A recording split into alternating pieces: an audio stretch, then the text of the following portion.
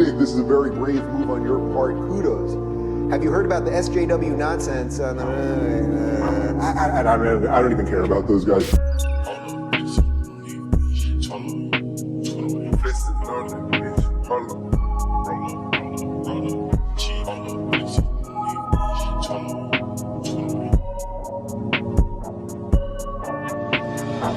Hello everyone, welcome to the third and final chapter of our deep dive into the world of Dave Rubin's long-form interview show, The Rubin Report.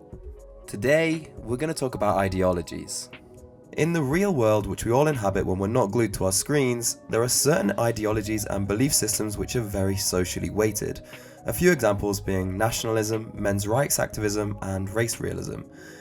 Discussing these ideas around your family, friends, and co-workers is likely to get you branded as a racist or a bigot real quick, so people will often avoid talking about it in public. Head on over to YouTube though, and it's a very different story. Far from being maligned, this is a realm where proponents of controversial ideas can gather tons of subscribers and are highly celebrated. The appeal of channels which push out tons of videos focused on the preservation of Western civilization and racial minority groups committing crimes isn't obvious at first, but it starts to make more sense when you consider the important role they play in the lives of viewers who are really heavily invested in these issues but feel afraid to discuss them in real life. Basking in the content of these reactionary channels is something that goes beyond mere entertainment. Having someone confirm to you that your worst fears and biases are absolutely correct is something that gives you a pretty uplifting feeling of vindication and validation that can also be quite addictive. Dave Rubin's talk show, The Rubin Report, is a far cry from the worst of YouTube's race-obsessed doommongers, and it has a much cleaner, polished visual appeal, but it features a lot of the people you'd expect to find on YouTube's more controversial channels. The roster pretty much exactly doubles up as a who's who of every character in reactionary YouTube. Inevitably, Dave's courting of these figures has led to him being labelled as a purveyor of extremist ideologies by left-wing journalists, bloggers, and peeps on Twitter. Now, although this is something which inevitably needs to be addressed in my insanely long 3-part analysis of the Rubin Report, it's also a topic which plunges into extremely murky territory. The question surrounding how exactly we should engage with these reactionary ideas is not an easy one, and everyone has a different perspective on it. However, the Rubin Report, with its deep fondness for controversial speakers, is going to be an unbelievably good case study for exploring this question, and that's exactly what we're going to be doing. Strap in, home slice. We're about to embark on our third and final journey into the battlefield of ideas.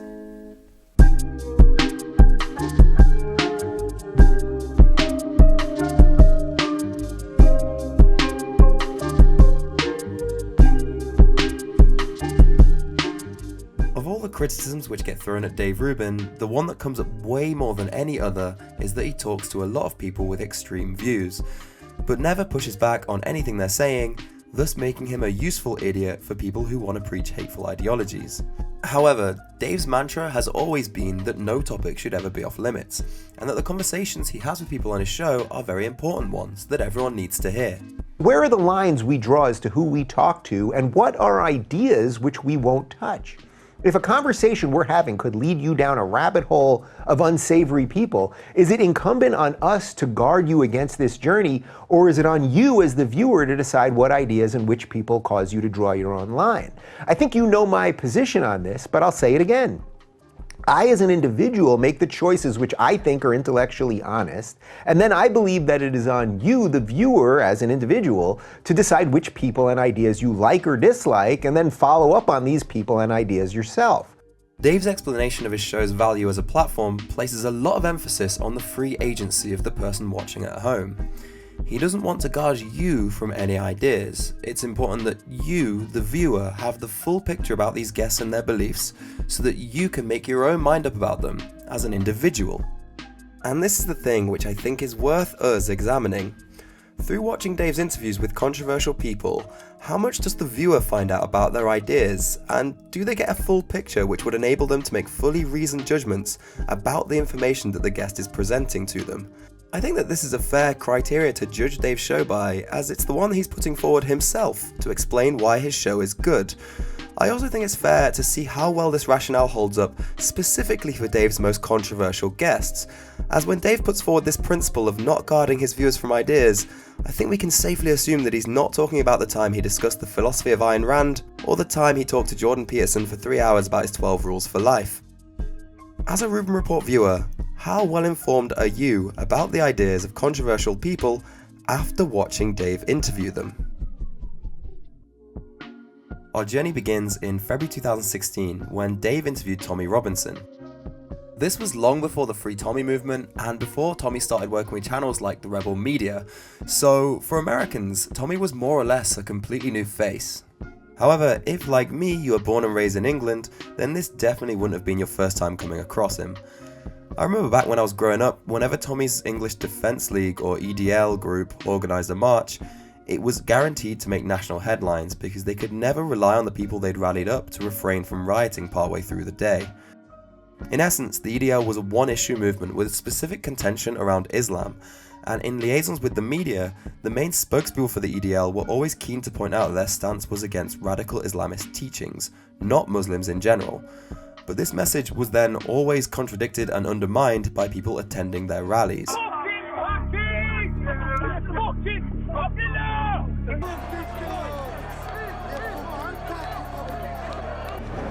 Asians, innit? Don't like the bloody Asians.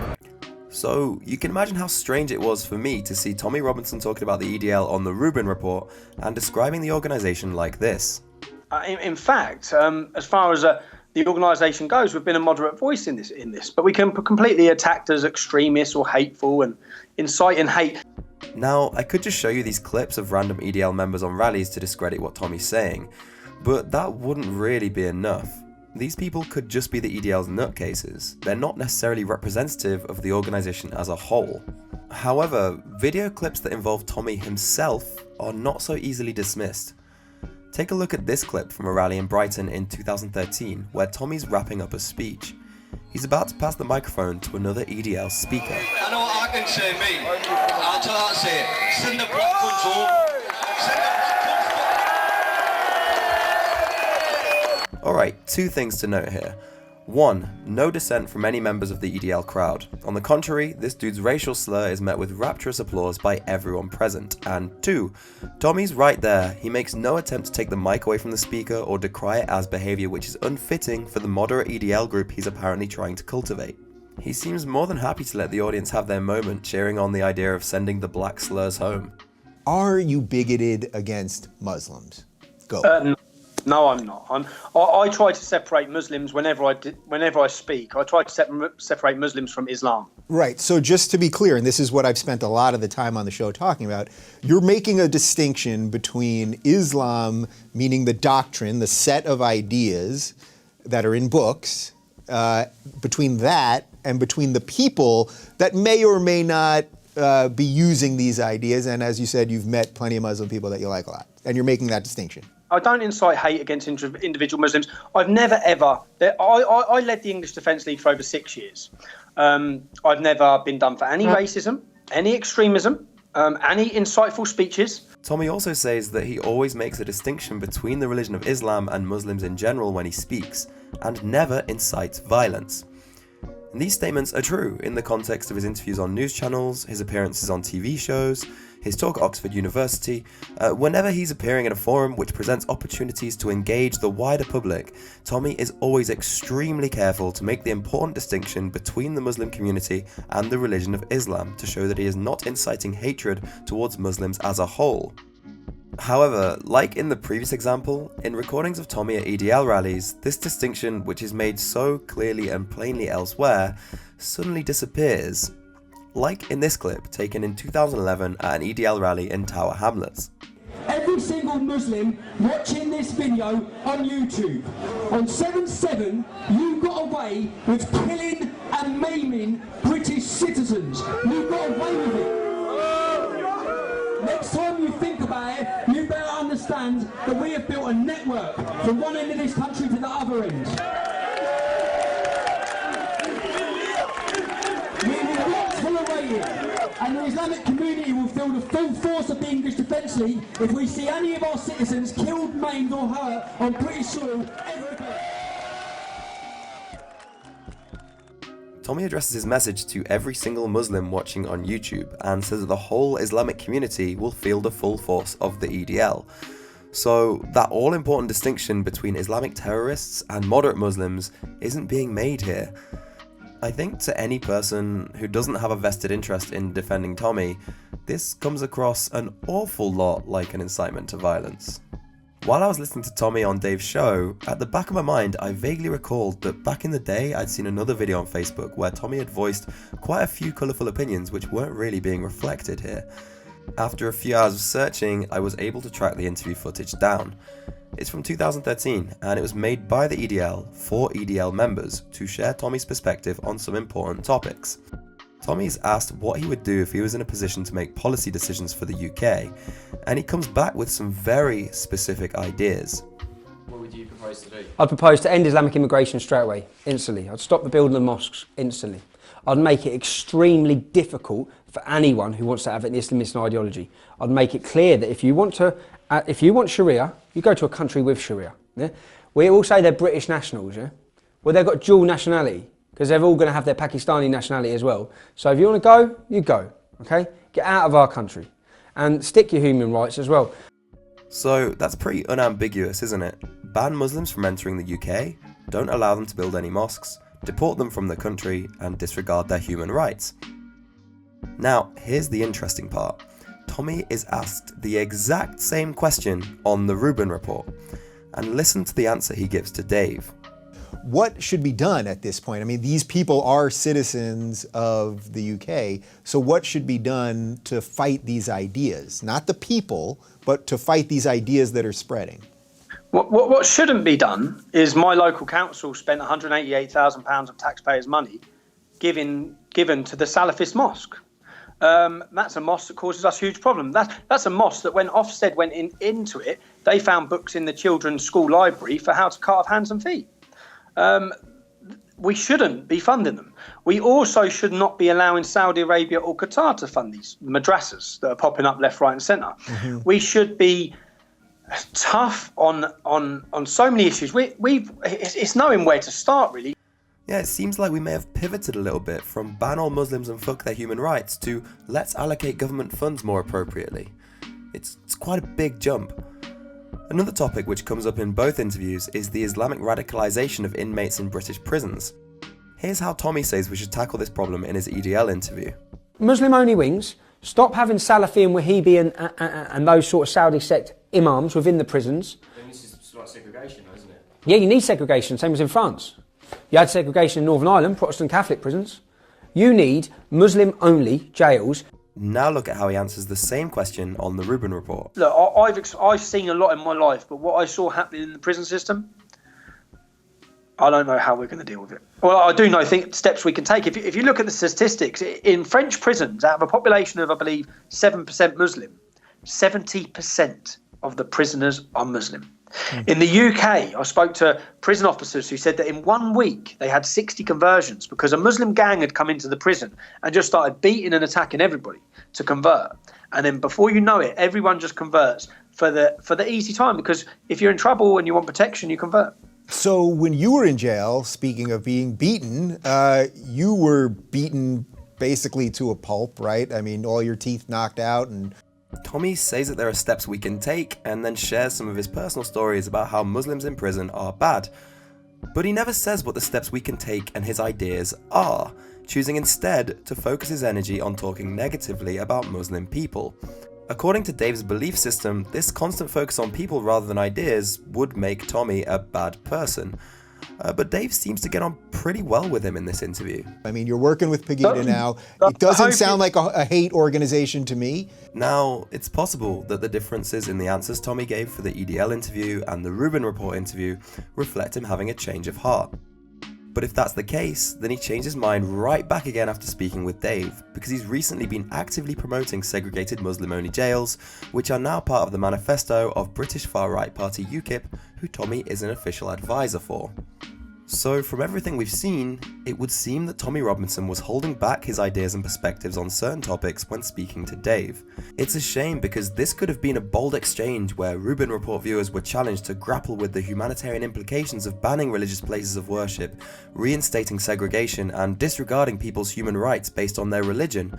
It would have been especially interesting given Dave's stance as a classical liberal, whereby he places an extremely high importance on freedom of religion. Freedom is right at the top of the pyramid of importance to a classical liberal. You have freedom to practice any religion you want or none at all. All of these are vital in the eyes of a classical liberal. But unfortunately, Rubbin Report viewers were denied this upfront and brutally honest ideological exchange. This isn't unusual behavior from Tommy, by the way.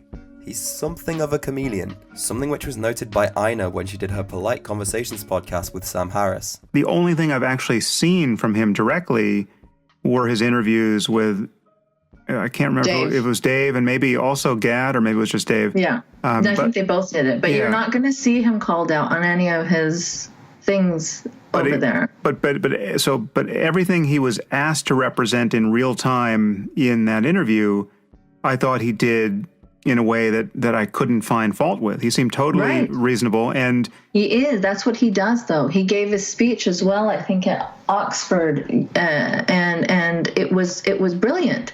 Tommy is also very charismatic and speaks very well, and he knows exactly what to say to which audience. And that's why you have to call him on the things that he's saying that are contradicting his other things. Like when he says, I separate Muslims from Islam. And no, you don't, Tommy, because you call for deporting Muslims. And it's just... Now, for the clips I've shown, any failure on Dave's part to get to the truth can fairly be chalked up to lack of knowledge about his interviewee. However, Dave does say one thing in this interview which suggests that he knows something about Tommy's past, which might have been of interest to his viewers. Okay, so you bring up some of what's going on with the prison system in the UK. You've been to prison a couple times. Actually, I think about 2 weeks ago, you might have been in prison for a day or something. Is that right? I was arrested again. I've been arrested and charged again, yes. Yeah, so I don't want to get too much into the things that you've been arrested for. Some of them sound like extremely trumped up charges. This is a lot of what your book is about. But can you talk a little bit about what your experience was like in prison? Interestingly, Rubin says that he doesn't want to get into the things that Tommy has been arrested for, but he still puts forward a value judgment about them for the viewers at home, saying that they are trumped up charges. So I guess we can assume that Dave's seen what the charges are. Let's have a look at them. 2 of these are charges for fraud, which Tommy pled guilty to, and 4 of them are violent crimes involving Tommy assaulting people at political rallies. Now, Dave is someone who usually takes a really strong stance on political violence. And if that's really where we're at right now, then yeah, what you've been talking about on this show for quite some time, about this all escalating to violence, if we can't talk, then the only thing left is violence. And I'm doing everything I can to avoid that. I think you're trying to do it. And I think there's a bunch of other people trying to do it too. And we've just got to get louder and keep showing people that that's truly the answer here. I hate violence. And if you ever hear me excusing it, I hope you call me on it, because it's wrong. Dave, thank you. I promise you I will. Given Dave's strong condemnation of political violence, his evasion of a discussion about Tommy Robinson's criminal charges is kinda odd. Next, let's talk about Mike Cernovich. The Cernovich interview was aired in March 2016, just 1 month after the Tommy Robinson one. As Cernovich was a very vocal Trump supporter and one of the leading figureheads of Gamergate, Dave knew that this guy would have some very refreshing ideas about all kinds of stuff. There was one comment in particular that Cernovich made during this interview, which I think is worth talking about. Are the people, the social justice warriors, the activists, if you're leading a sort of hate mob on a woman who gets rape threats, well, wait, isn't that what you say I do? Right. But I've never done that. Right. I would never do that. Okay, so let's hold off on some of the social justice stuff first, but... Yeah, so Cernovich, completely of his own accord, randomly brings up the subject of rape threats and accuses SJWs of being the real rape apologists. If you know Cernovich's background, then you'll understand why this is a strange charge for him to be throwing at other people. His output as an online personality included many blog posts and tweets which appeared to endorse rape, going way beyond distasteful jokes to what appears to be actual advice on how to get away with it. Dave unfortunately missed the opportunity to quiz Cernovich on this, but it didn't escape the attention of people who watched the interview. Here's a question Dave got from a viewer in his now legendary Ask Me Anything in the Classical Liberal subreddit. Dave, in your very first interview with Sam Harris, you modelled how to put criticisms and controversial past statements to a guest in a fair and non-confrontational way. Your audience became aware of Sam's past controversial statements, but also got to hear Sam's response. An excellent and ethical interview. But in subsequent interviews, you seem to abandon this model. For example, audience members who only knew Cernovich from your interview would be unaware of his controversial articles and tweets regarding rape, which many would call rape apologism, and also not get a chance to hear Cernovich's response to these criticisms. This is dangerous and arguably unethical, as it allows guests to whitewash or even lie about their pasts and more controversial positions.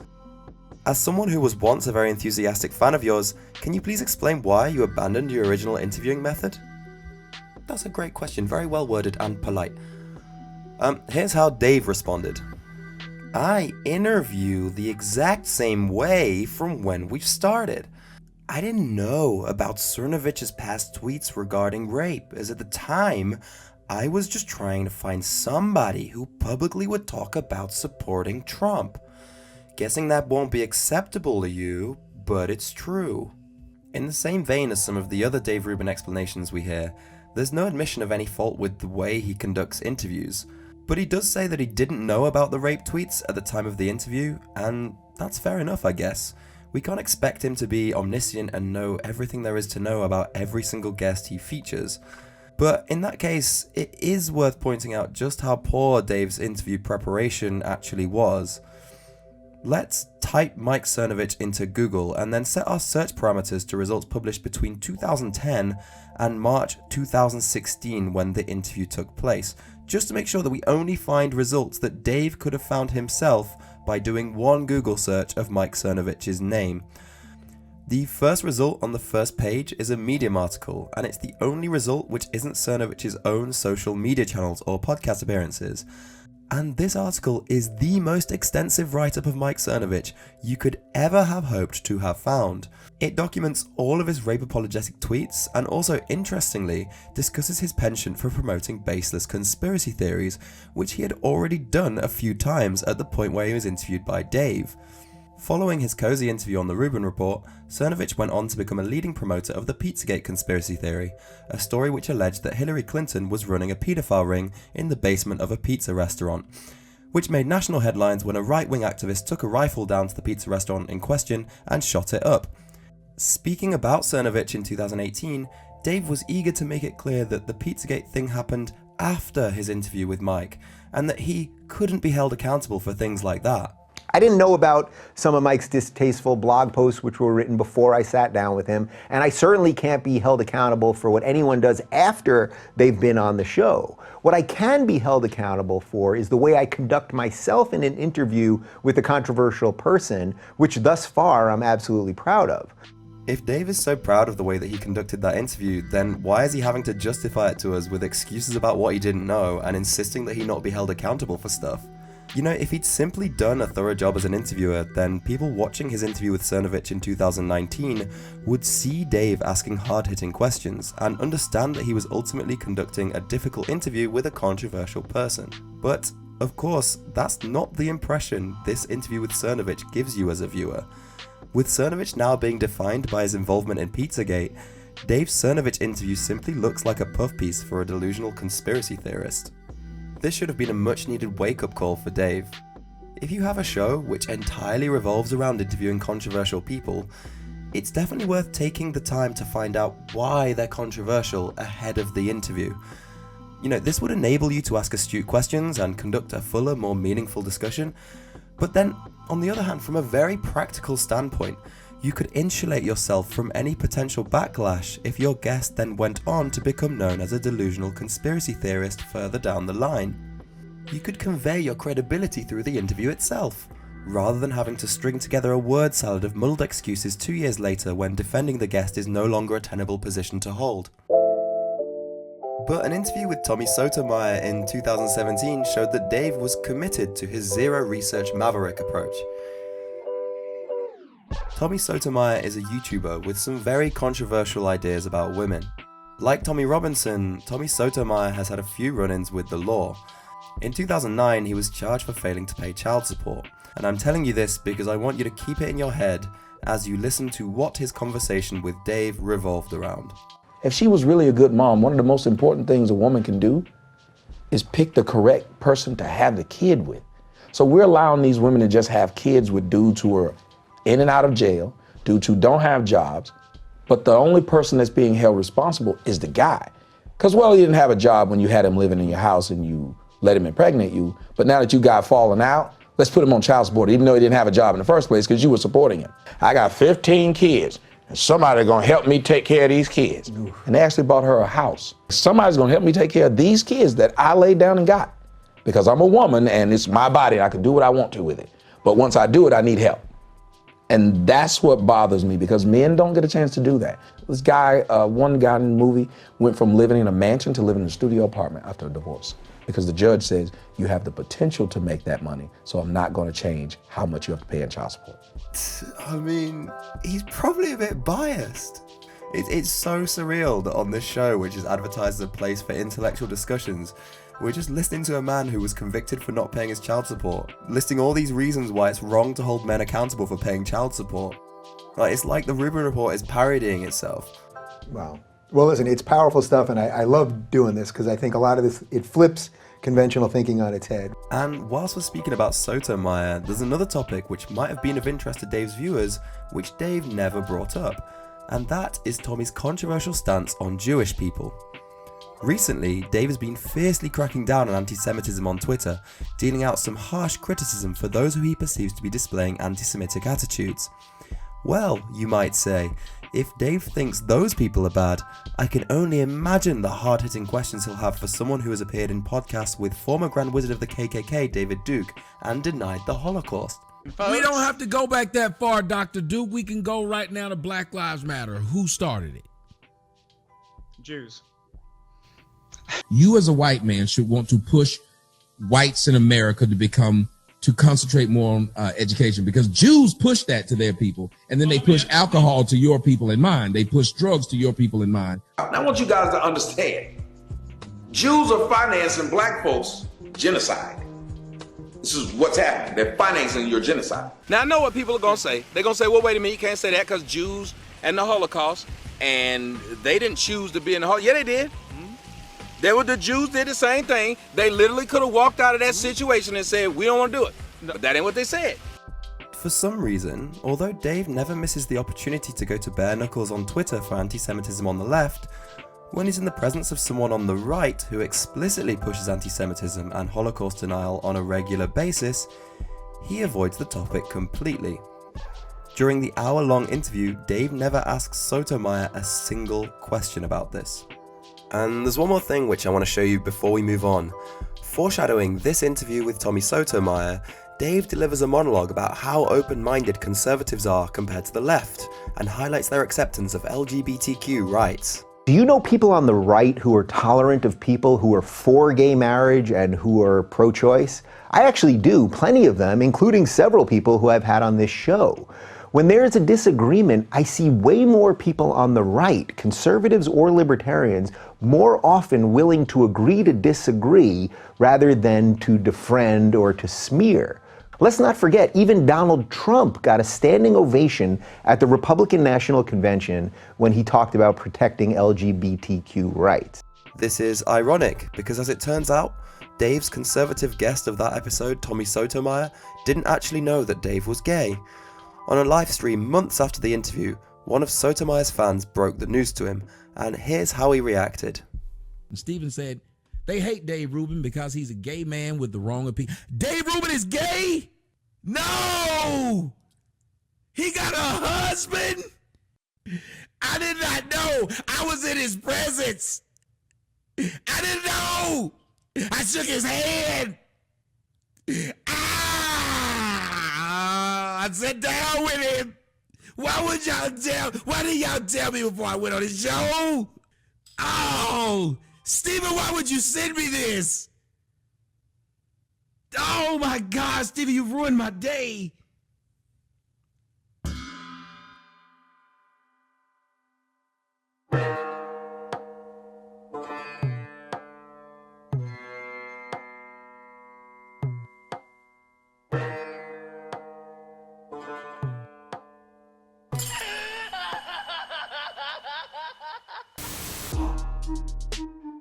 And now we're going to discuss Dave's interview with Stefan Molyneux.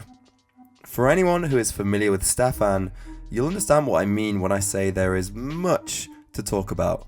Stefan's a YouTube celebrity who makes videos which at a glance would appear to be about a broad range of topics, from philosophy to history to media analysis, but if you were to watch just a handful of them, you'd very quickly realise that Stefan basically has two big talking points.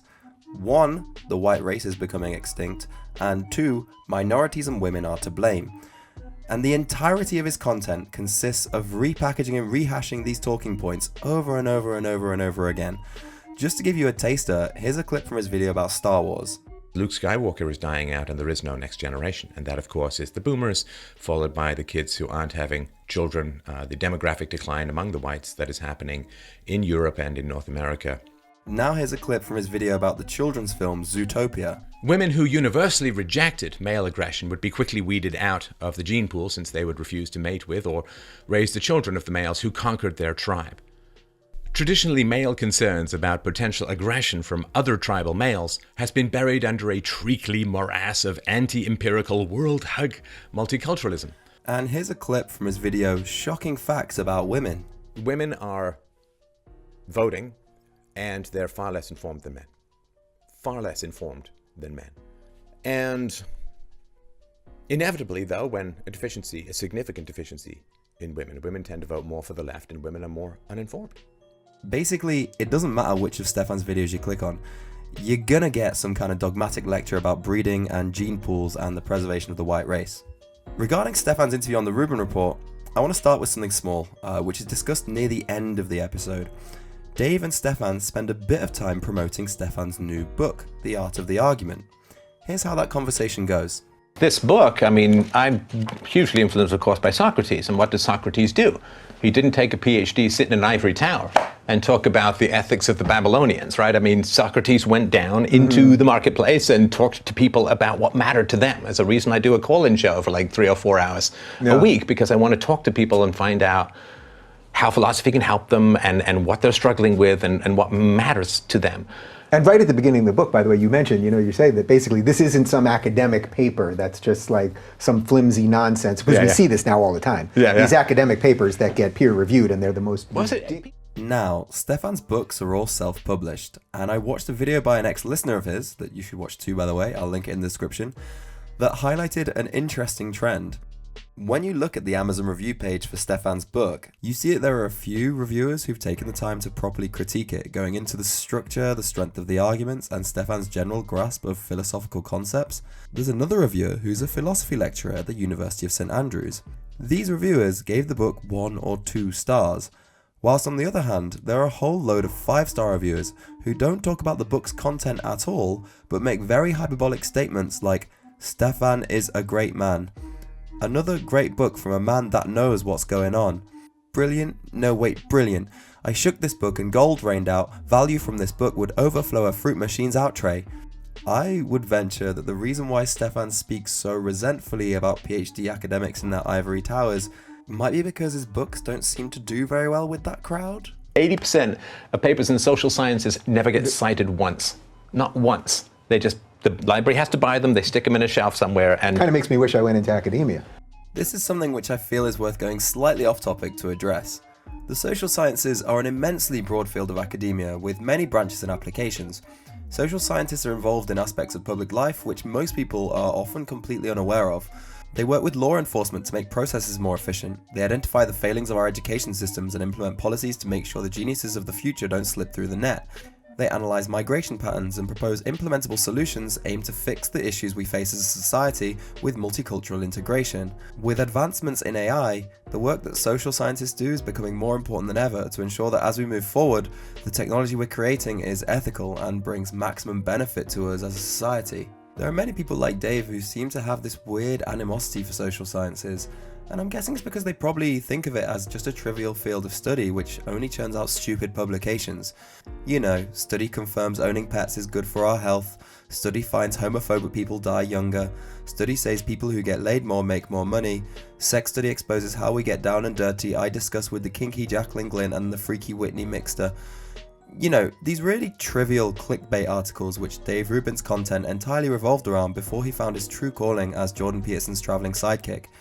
You often find that the most vocal critics of the social sciences have very little knowledge of what the research in this field actually entails, and I think this might be true in Dave's case. Anyway, let's get into the mind of Stefan Molyneux. A really useful concept to know about when analysing the things Stefan says is a fallacy called the Motte and Bailey. The phrase Motte and Bailey comes from medieval castles which had a particular structure. A gated courtyard area outside, the bailey, where the main settlements were, and then a heavily fortified stone keep high up on the hill, the motte, where everyone would retreat to when hostile forces approached. The bailey is vulnerable, open to attack, but the motte is safe, unassailable.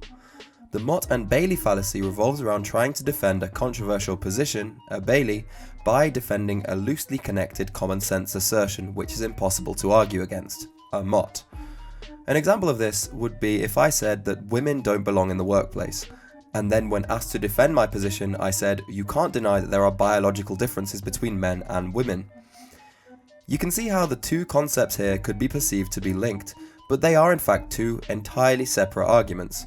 The trick is to get everyone thinking that by defending the easy common sense assertion, I've also proven my far more controversial position to be true. Stefan Molyneux is someone who does this quite a lot. Dave kicks off the interview by asking him what he considers to be the most controversial thing he talks about. What would you say is the thing that people find most controversial about you? Is there one topic that you consistently hit on that you think people either give you the most flack or you think is sort of wading into the most dangerous territory? If I knew that, Dave, I would hit on it more. Well, I've got a couple right here, but I thought I'd throw that to you first. I think I would say that the concept. Well, so there's some abstract ones and there's some personal ones. Yeah. And people tend to get most upset about the personal ones because that's where people have kind of like a stake in their life and in their world. So for me, for sure, I think people get most upset when I talk about, say, for instance, you don't have to have abusive people in your life. Now, you might be thinking, what's controversial about Stefan's position? And you're right, there's absolutely nothing controversial about what Stefan said here. His sentiment about cutting abusive people out of your life is something we read about all the time in liberal media. It's the bread and butter of millennial blogs. However, Stefan is merely hiding behind this universally approved sentiment to avoid having to discuss the real reason why this is a controversial subject for him. Stefan's had a philosophy podcast called FreeDomain for as long as podcasts have existed, with a very avid fan base of listeners. In 2008, The Guardian published an article telling the story of Tom, a teenager who was a frequent listener to Stefan's show, who abruptly in the middle of his A-levels left home and never saw or spoke to his parents ever again. Stefan was asked about this in a BBC radio interview after the article was published. Are you telling me that you would never suggest to somebody like Tom that he should turn his back on his family? You would never suggest that he should do that? In the conversation I had with Tom, I simply reminded him that the relationship is optional. I said, you can stay, you can go, but it is a choice that you should make. No, but I'm just asking you whether or not you ever suggested to Tom that he should go and turn his back on his family and cease all communication with them. Did you suggest that at all? No. You did not? No. We've got the audio of Stefan's conversation with Tom, so we can listen for ourselves and see how well it tallies up with Stefan's reasonable explanation. Let's have a listen to Stefan calmly giving Tom some impartial advice. This is the scenario that you know deep down, but it's not conscious probably yet. Your mother met your father when they were young. She knew that this guy had sick and disgusting rages before she married him, probably after the first date. And then she said, okay, I'm going to marry to this guy who's a bully, who's got irrational rages, who's kind of psychotic, who's dangerous, who's violent, and this and that, right? And now what am I going to do? I'm going to give him children. This sick son of a bitch who's a bully, who's psychotic, who's insane, who's violent, who's terrifying, who's destructive, who screams at cats. I'm going to have sex with him. I'm going to carry his children. I'm going to have his children, and I'm going to give him the children. So it's not that she failed to protect you from the devil. She created you for the devil. She created you for this guy. She delivered you to him. If I sell my wife into slavery, is it that I failed to protect her? No! I sold her into fucking slavery! Does that make sense? It does. I don't feel sad now, I just feel completely angry. Right, that's good. Mothers create that because they choose these guys and they breed with these guys and they hand their children to these guys and then they say, I was the victim here. Does this sound like the right way to speak to a vulnerable teenager? The College of Psychologists of Ontario, Canada would say no. A disciplinary panel from their organisation ended up reprimanding Stefan Molyneux's wife, Christina Papadopoulus, because despite being a professional therapist, she joined Stefan on his podcast to have similar conversations to the one you just heard with his callers. In 2014, Joe Rogan had Stefan Molyneux on his show, and in the finest moment of his career, Rogan directly challenged Molyneux about the shady nature of his advice to callers on his podcast. But I think that when people hear that, this idea of cutting people off, defooing as you call it, cutting people off, it makes them nervous. Why? Because that's why? I mean, it's a principal directive of cults. It's not. It's not. That's otherwise, not a principal directive of cults because to cut people out otherwise, of your life? No. Isn't it though? No, listen. Isn't do that, you think? though? Let me ask you this, Joe. Do you think that a woman who's being abused by her husband should stay or leave? This practice of defooing, it's pretty widely criticized, right? I mean, your wife got in trouble for this, for advocating this on your show, right? No. She didn't? No. Didn't she get suspended? Didn't she have? No, none of that is true. So that's just lies. It's online. Yeah, none of it is true. She was never suspended. Her practice continued. They had some questions about the podcast, and in the end of it, they said, listen, we thought that maybe you had been given advice without giving a full psychological question or workup. The quote that I had written down was that she had been told her statements were in support of defooing are not supported by current professional or consistent with... That was in the complaint. The final result was that defooing is perfectly consistent with best psychological practices. So this was just in the complaint. So people are taking this out of context. Can you believe it? Something Crazy. on the internet is being taken Well, out that's of very context. illuminating then. That makes people feel a lot better. So, Stefan said that this article from the Globe and Mail was mischaracterizing his wife's court proceedings. So just to be absolutely positively certain about this, I went and found the official public court record from her hearing, which says, and I quote, "The member, Miss Christina Papadopoulus, hereby formally admits the following facts. The member made general statements and provided advice both in general terms and directed towards particular individuals that are not supported by current professional literature or consistent with the standards. The member agrees and admits that she failed to maintain the standards of the profession, provided a service that she knew or ought to have known was not likely to benefit the client, and has engaged in conduct or performed an act that, having regard to all the circumstances, would reasonably be regarded by members as disgraceful, dishonourable or unprofessional, contrary to the professional misconduct regulation." And then at the end it says clearly that she admitted the allegations and the panel found her guilty. No, none of that is true. So that's just lies. It's online. Yeah, none of it is true. The final result was that defooing is perfectly consistent with best psychological practices. The most fascinating thing here is just how calmly Stefan Molyneux lies. There's no hesitation, no signs of thinking through the implications of what he's saying, knowing that there's a public court record which everyone can view. When caught out, he immediately alleges that other people are the ones telling lies about him. But you know what? This was a great podcast. Joe Rogan's viewers were given a unique insight into Stefan Molyneux's character because Rogan, on this day, had the level of rigor that we all hope to see from good interviewers and was brave enough to ask difficult questions aiming to get to the bottom of things. Dave Rubin's viewers weren't so lucky. On the Rubbin Report, when Stefan is speaking about this topic of cutting off ties with family, the facts of the way he does this on his show and his turbulent history with regulatory councils are never mentioned to the viewer, and what we see instead is Stefan doing his Motte and Bailey routine, putting forward a series of common sense statements that nobody disagrees with and claiming them to be proof of the legitimacy of the practices he advocates for on his show. This was part of the feminist revolution, right, where they said, if you are with an abusive man, You should get out. It's your father's birthday. You have to call him. It's like, well, he beat me up every day of our childhood. Do I? Molestation, rape, violent abuse, massive neglect, and so on, right? You chose this man. You have to stay married to him, even if he's drunkenly beating you every night. Regarding the cult thing, I mean, okay, so are people saying that the family, you can't leave? That's a little culty, too. That seems like, okay, you can't leave. I agree with you. Once you're an adult, you have every right to manage your relationships as you see fit. There's one specific thing to hone in on here.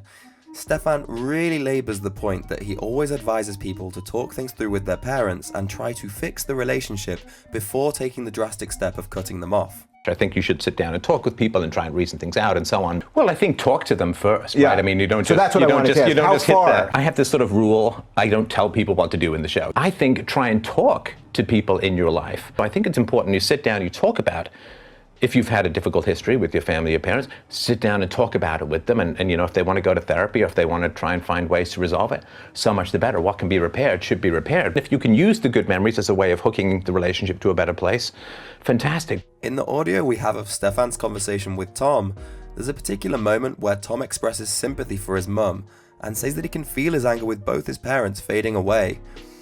This would seem like an ideal opportunity for Stefan to practice what he preaches and advise Tom to try and reconcile with them. But Stefan doesn't do that. Do you mean looking at their childhood, saying why in a deterministic way they do that? No, I don't. Because then what happens is you fall back into sympathy, right? Exactly. Yeah, I can even feel the anger fading now when I think about that. They made the fucking choice. They made the choice to meet and to breed and to...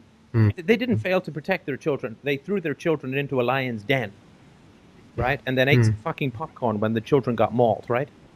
This is why I say to people, if your parents are evil, ditch them. Now let's move on to Stefan's views on race. Okay, so we've talked about the family, and that's one of the things people find controversial about you. I think really, though, the one that you didn't mention is the race and IQ stuff. This is something you dive into a lot, and I think people think that there is somehow a racist element to it.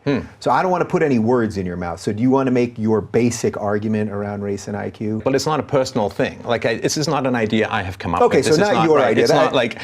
I'm glad you countered with that, because in a way my question accidentally was almost a setup. So I'll take that. I mean, I'm straight up about all of this. Like, this is one of the most difficult facts I've ever had to absorb in my life. But I found almost nothing harder to absorb than this question of differences in IQ between groups. And this goes back many, many decades. This was talked about by Herrnstein and Murray, of course, in the bell curve in 94. And nobody's been able to overturn that. And their basic argument is to say, look, blacks make less money than Ashkenazi Jews. But if you normalize by IQ, they don't. Stefan talked about Murray and Herrnstein's book, The Bell Curve, published in 1994. If you want to learn more about this book and its conclusions, I would thoroughly recommend that you go watch this video by Forever Jameses? Anyway, it's dope as fuck. You owe it to yourself to go experience this guy's videos. He's great. I'll drop a link in the description. We're going to keep our focus specifically on Stefan's Rubin Report interview and the way he uses the bell curve's findings to justify his own beliefs about race. The Bell Curve is, for the most part, a book which presents empirical data from armed service vocational battery tests to show observable links between race and IQ. However, it's also a book with a specific political angle. Murray and Herrnstein leverage their findings on IQ to argue that corrective social policies like affirmative action, which aim to create equal opportunity for people of colour, have exhausted their usefulness, because they will never solve the fundamental problem of inherent cognitive differences between different racial groups in our society. Stefan appears to wholeheartedly buy into both the scientific and political arguments put forward by the book, and he is keen to constantly emphasize how the foundations of his beliefs are firmly rooted in data, science, and empirical evidence. You know, and it's funny because the left is always complaining about, and I'm neither left nor right, but the left is always saying anti-science, people are anti-science and so on. This is science. It's a very close correlation to where people end up, and nobody knows how to change disparate IQs. I want to solve problems in society. I want to fix things in society, and I don't, for the life of me, I cannot understand how we fix things by ignoring facts. We're both submitting to this third party called reality, truth, reason, evidence, right? And that way, you and I can meet in reality, and we can both subjugate our will to power according to an objective standard. Scientists do it, mathematicians do it, engineers do it all the time. There's a third party called reality, objectivity, scientific method, whatever, right? And we have lost that third standard. However, somewhat ironically, Stefan says some stuff in this interview which demonstrates that perhaps he isn't subjugating his own opinions to reality. Here's an assertion that he makes about the Head Start program, a government-funded initiative which aims to reduce the education achievement gap between people of different socioeconomic backgrounds. Nobody knows how to improve it at the moment. That's the challenge. You know, you get this Head Start program. What do they pour? $100 billion into trying to close the black-white achievement gap, and with no effect. A few little bits at the beginning, and then it all generally tends to fade away. Here are some charts showing NAEP data on the black and white achievement gap since the 1970s, based on tests completed by 9, 13 and 17-year-olds in maths and reading. As Stefan points out, drastic gains were made in the early years of the Head Start program, followed by a period of decline where progress completely stalled. This is when the bell curve was released, and the writers made specific allusion to this stalling of progress.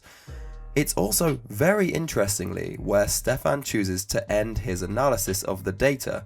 But that's not where the data stops. 30 years have gone by since then. Let's reveal the data from 2000 onwards, and you see that after fluctuating, the gap continues a gradual decline once again, hitting its lowest standard deviation level to date in 2010. More NAEP data was recorded since then, and as you can see, the achievement gap continues to narrow. This suggests to me that Stefan, despite his insistence on the importance of not willfully ignoring empirical evidence, has been using data he got from a book he read in the 90s to justify his convictions about the education gap between blacks and whites being an unfixable fact of life almost 30 years later. Given his investment in this topic and his constant reaffirmation of the importance of evidence in reality, it's surprising to me that he wouldn't have bothered to check up on this. However, like with Tommy Robinson, the issue with the Stefan Molyneux Rubin Report interview lies not just in what is said, but also in what is omitted. Towards the end of the race and IQ conversation, there's a notable change of pace, where Stefan starts using some very poetic and flowery language, painting an apocalyptic vision of society tearing itself apart and destroying itself, and he vaguely hints at there being a solution to all of our problems that nobody wants to accept. I find that the plight of, and it's not just the black community, but the plight of communities around the world and in the Western countries is dire. And we are currently tearing ourselves apart as a society, looking for the scapegoats for these group differences. And the science is very clear at the moment about what the problem is. But if this is like our big thing, and we are screaming and turning over stones and screaming racism and destroying people's lives and massive government programs designed to fix everything and propagandizing children that their entire history and tearing down statues, everyone's a racist. I cannot understand how we're going to ignore things, how we could solve anything by ignoring facts. Maybe there is a fix. Maybe there is something that can be done. I'm sure there is something that can be done. He never actually goes as far as to say what could be done. However, I would venture that anyone who's a regular viewer of Stefan's videos on YouTube would have a pretty good idea of what he's getting at here. I can't help but think, Jared, that if I lived in a society of white people, then the giant fly swatter of "shut up, whitey, you're racist" could never be used against me. We could actually have debates about ideas rather than ethnicities. We could actually have debates where reason and argument could win. I think I can understand certain perspectives where people say, well, if we're so terrible as white people, we should really leave you all alone, right? We should just withdraw ourselves to our own areas and we should just separate. Because this is not working. Because you can't live together like that. When you have oppositional mindsets, oppositional ethics, oppositional definitions of what it means to be a human being. You understand? So white people, I'm guessing, at some point, they're going to say, it's not working. It's not working. It's not working. You want our own space. It's clear that Stefan is someone who desperately yearns for a whites-only ethnostate. He advocated this position far more explicitly in a documentary he did after attending a white supremacist rally in Poland. But of course, according to Dave Rubin's stringent rules on what we can't possibly hold him accountable for, I'm not allowed to use that, so I've been careful to only use clips from videos that were published before Dave interviewed Stefan. And this is really just the tip of the iceberg. Pick any white supremacist talking point, and Stefan will have regurgitated it in about 5 million different ways on his channel. He argues that the white race is dying out. Does anyone imagine that when whites are the minority in their own countries, that the new majorities are going to treat them with the same delicacy and care and concern that whites have treated minorities? I mean, nobody could possibly imagine that. All you have to do is look at what's happening to the white minority in South Africa, and the Boers and the murderers and the slaughterers. Diversity plus proximity equals war. Yes, yes. This is what it means. He argues that colonialism was a virtuous and noble thing. The goal of a lot of colonialism from the Western powers, it was called the white man's burden, which is like, wow, we happen to come across all of these wonderful things, or discover all of these wonderful things, or inherit all these wonderful ideas. It was not perfectly executed, of course, but the goal was to go out and share the goodies with the rest of the world. To go to India, to go to Africa, to go to other places, China, and to share these goodies with the rest of the world. If there is any group, I would argue, any group that should be least criticized for the institution of slavery, it would be white Western European Christians. He argues that life for black people was better when America had segregation and Jim Crow laws. And what I find particularly frustrating about this is that, you know, like all good people, I want to see all communities flourish and be peaceful and do well and have stable families and get educated and be successful. I think everybody wants that. And that was actually the trajectory of the black communities in America, sort of post-Second World War up until about 1965. Not that, of course, that anything was perfect, but, you know, the black incomes were rising, the black family was relatively stable, you had illegitimacy at about 20% as opposed to the 73 or 74% that it's at now. You had lots of blacks coming into the middle class, getting better education and so on. And then in the 1960s, just things went kind of really haywire. When you look at all of Stefan's talking points as a whole, it's patently obvious that race and IQ isn't just a line of isolated academic inquiry for him. It's the core building block of a belief that black people are culturally and genetically inferior to white people, and that all the past wrongdoings of white people can conversely be explained away due to their inherent virtue. The white supremacist talking points come thick and fast in every video, and it's baffling to me how public figures like Dave Rubin and Jordan Peterson can reconcile their propping up of an individual who is this deep in the source with their supposed commitment to fighting for a more equal Western society. In a podcast with Douglas Murray, Sam Harris highlighted the problem of these friendly one-on-one discussions with Molyneux. This is something I've been wanting to talk to you about. It's really the same problem, and this falls very close to home because it relates to you directly and to really anyone in our line of work making comments such as we do. So take the interview you did with Stefan Molyneux.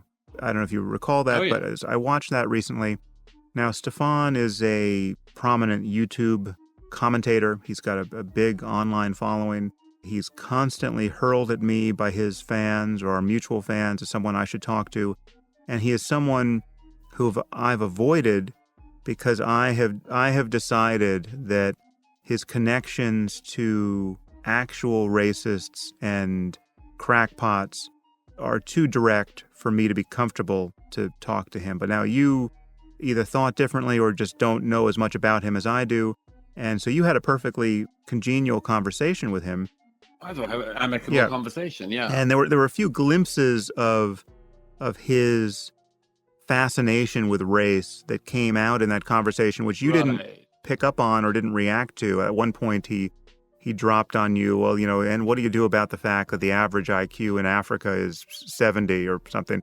And you just, you know, took the other end of whatever point he was making and kept going and didn't comment one way or the other. And now just one click away, I can find Stefan having a perfectly congenial conversation with Jared Taylor, who I don't know if you know who Taylor is, but Taylor is just a straight up racist white supremacist, as far as I can tell. I will be faulted for not talking to Stefan by many people who are listening, but I can see what was wrong with you talking to him.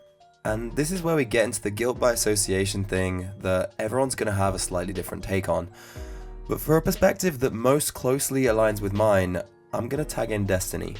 The way this is kind of like, this is the big like dividing thing that I'm old enough now to realize, and other people need to realize, and you know, people told me this before and I was too young or stupid to understand it. But basically, things happen whether or not you want them to. You have to understand that when you platform somebody, you can't just go, I'm just bringing them on to chat. You know, if somebody, you know, gets, you know, persuaded to their side, that's not my problem. No. That's a reality of the world that we live in. If you bring on somebody that's going to preach a hateful ideology and you don't question them on anything, then you are giving implicit approval to it, and there will be people that are persuaded to that side. Now, whether or not you want to acknowledge it is whatever. That's up to you for how much integrity you want to have, but you can't just pretend that this reality doesn't exist. So, you know, like insofar as Rubin saying, well, I'm just getting the ideas out there, it's like, okay, well, what do you personally think is morally acceptable? You know, do you have any moral values, or do you have anything that you feel, you know, strongly in? You know, do you think Rubin is gay, right? You know, would you platform somebody that legitimately thinks that gay people should be executed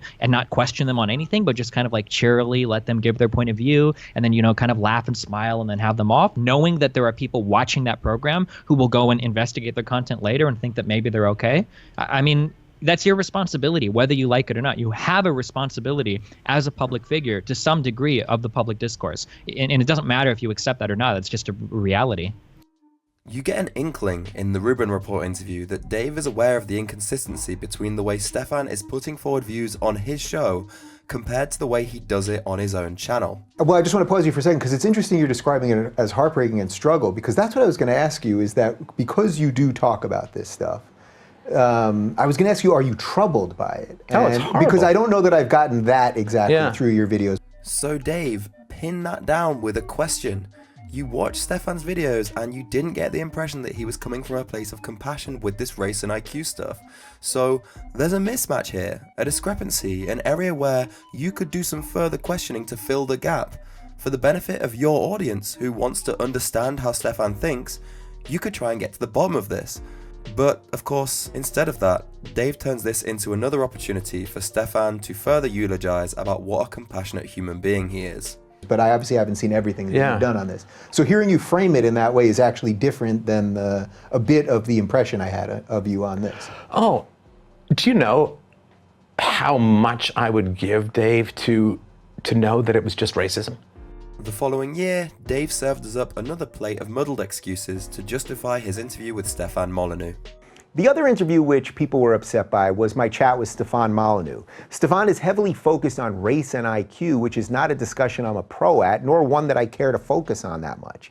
Actually, I asked him this very question during the interview. What is it about race and IQ that you feel the need to talk about it so much? His answer, in essence, was that he talks about it because he finds it so troubling. His answer is for you, the viewer, to either accept or reject. Perhaps I could have poked or prodded in another way, but I felt trying to figure out why he thinks as he does is what my job is. The problem with this explanation, which may have already occurred to some of you watching, is that Dave's interview exposed absolutely nothing about why Stefan thinks the way he does. Stefan was completely in control of the conversation throughout the hour slot that he had, and only revealed to the audience exactly what he needed to in order to sell himself, whilst doing an Ethnostate dog whistling routine for his real fans. Dave almost sounds cognizant of his own uselessness as an interviewer when, within his justification, he says that Stefan's answer of why he's so obsessed with race and IQ is there for you, the viewer, to believe or disbelieve.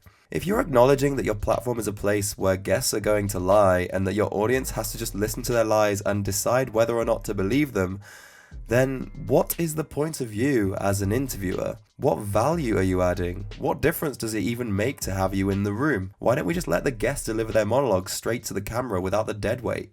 There was also an unexpected plot twist to this Molyneux interview.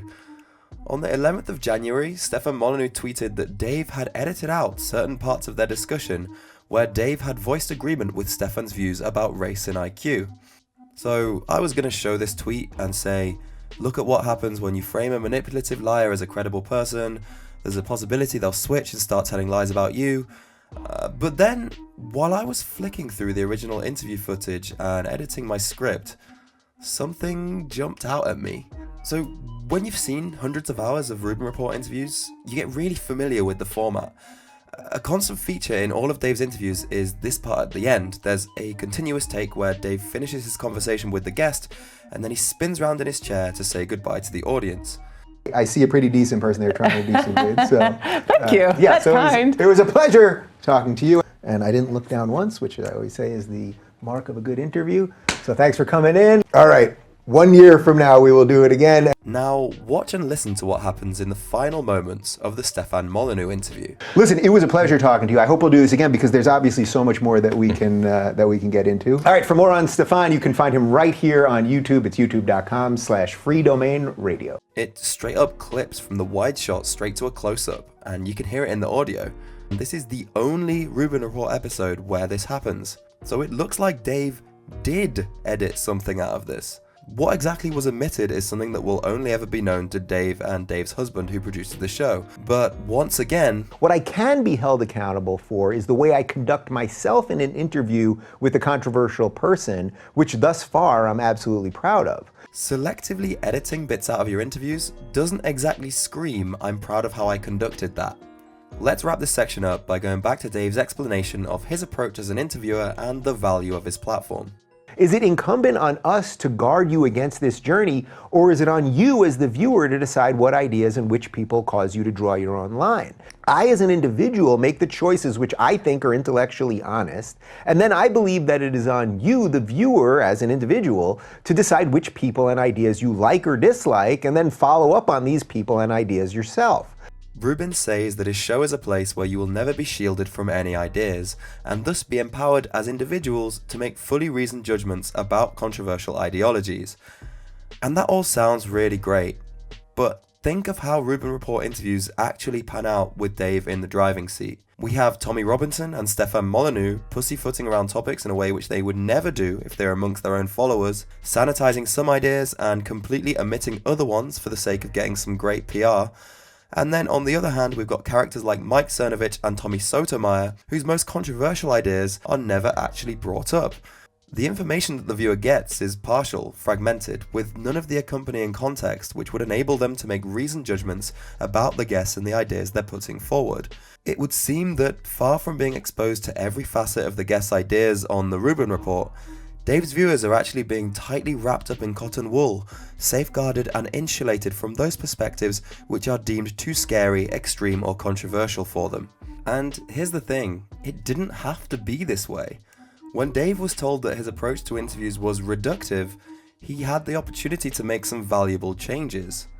However, the only change that Dave made after this was to ensure that he never did any more public Ask Me Anything sessions in which people could highlight these problems to him. And it's stuff like this that gets you wondering, is this all down to sloppy interviewing and research? Or is there something more going on here?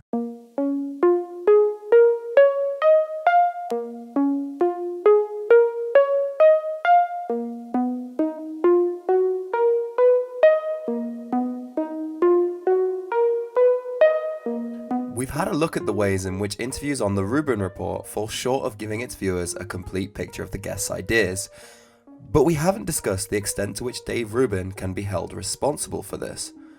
There are several times when he's been called a far-right mouthpiece by various media outlets, and Dave's default reaction in these situations is to go on the offensive, painting his critics as intentionally dishonest people who have no substance to their accusations and simply want to slander him for political or personal reasons. For Mother Jones to accuse me of being an extremist further to the right of Breitbart is obviously an inflammatory and demonstrably dishonest statement. It's a hatchet job on me, calling me further right than Breitbart, which is clearly a code for racist. I've been around many people over the last few years who've been unfairly maligned, and I'm all too familiar with how this goes. Each attack is virtually never based on what these people have said, but is instead crafted out of straw man arguments with the words racist and bigot tossed around like candy. There's also an interesting guilt by association situation developing here. These days, if you even talk to someone, a certain segment of people think that this automatically means you stand by everything they've said and done. When he's accused of promoting extremist views, Dave emphasizes that he's just a show host talking to people. Therefore, any political affiliations or commonly held beliefs which are assumed to exist between him and the guests he interviews are purely imaginary. The only reason why people would make these accusations about Dave is because he's the only person in the world who is willing to have these challenging discussions. It's easy to hurl accusations of racism, but who else actually has the balls to do what Dave does and engage with these people? If you're a fan of Dave's and you're watching this vid, I got news for you. Basically, we're in the why section. I'm trying to find out why you want an ethnostate, and I'm going to be going through these topics, but something to keep in mind, what I'm asking you is why are you using race as a proxy for all of these other issues? I don't think anyone would argue it's the same. If you grant that this racist pseudoscience is correct. But why do you have to do that by taking up the most extreme anti-opposition side? Why can't you be... What's extreme? I don't see myself as What's extreme? Chapter 4, whatever in your book is named, immigration is literally ruining everything. Okay, well, clearly I'm being a little hyperbolic for kicks and giggles. I mean, I think you could tell. If we're going to go sort of back to the sort of original population, we're talking about Native Americans in the U.S. Why would it make sense then to make America a place that would be the homeland of white people? What Dave's viewers might not be aware of is that there are plenty of other places on YouTube where these controversial topics of white nationalism, race and IQ, ethnostates, and pretty much everything else which Dave would have you believe that he, and he alone, is brave enough to discuss in his Rubin Report bubble, are being debated by other people in a way which adds far more value. If Dave Rubin is being scapegoated as an alt-right enabler uniquely due to his willingness to engage with these controversial figures, then why is that guilt by association principle not seeming to affect any of these other people who are engaging with far more overt white supremacists? Why is Dave the only one who gets labelled as a racist enabler? The answer is that engagement in itself is never inherently good or bad. It all really comes down to how you engage. When you make content with a political dimension featuring controversial speakers, you're inevitably going to open yourself up to some level of scrutiny about what you're trying to achieve. If you don't personally endorse the controversial viewpoints of your interview subject, but you still want to cultivate a convivial atmosphere on your show, that's a difficult balance to pull off. You're going to have some measures in place to ensure that your non-endorsement is made crystal clear to your audience. I think Pacman's interview with Richard Spencer is a really good comparison example to discuss because it's a near perfect match in premise to the conversations Dave has on his show. It's a civil discussion with a very controversial person, wherein the person is given ample time to explain their ideology without being overly berated or chastised for the opinions they hold. However, there are a number of ways in which David gives additional context and information which clarifies his position to the audience. It starts from the very first question.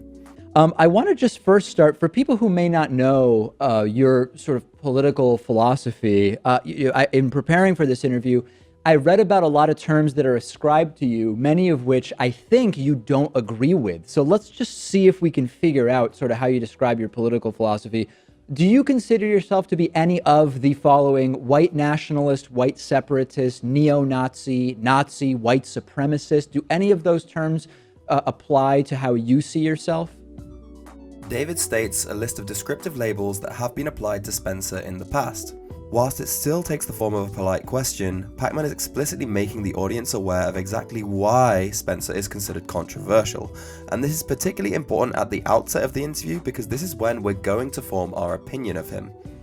Compare this with Dave Rubin's introductory questions.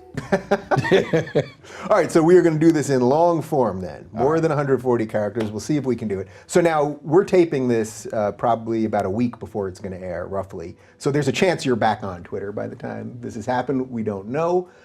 What did you do to get kicked off? The king of controversy, what did you do? It must be your fault. I don't really know. The story that I got from Twitter was this. Simply, I was making it a harassing place for other Twitter users, which makes no sense because I don't really mess with other people. They mess with me. Yeah. So just to be clear, you're not out there hunting down people and picking fights and all that stuff. You're responding to people who are going after you. Now, in the most cases, you have more of a following than them, so somehow that then tricks people to think that you're the bully here. I know I'm going to get a certain amount of hate just for sitting across from you. And as I said, I've been on your show a couple times before, and we've had nothing but pleasant conversations and have talked about liberalism and logic and reason and all that stuff.